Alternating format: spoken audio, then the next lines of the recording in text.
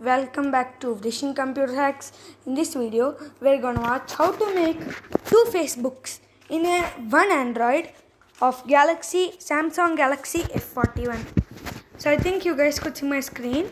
First, we need to go to the settings and we need to click Advanced Features.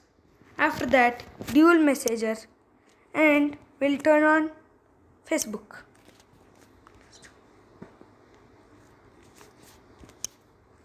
Then second copy of Facebook. Then I'll show you the first copy of, this is the second copy of the Facebook. You can see there are two kinds of Facebooks.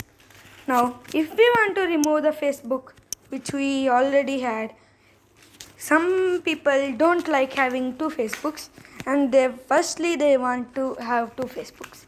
So click off, disable. Then you can see your second Facebook is disabled.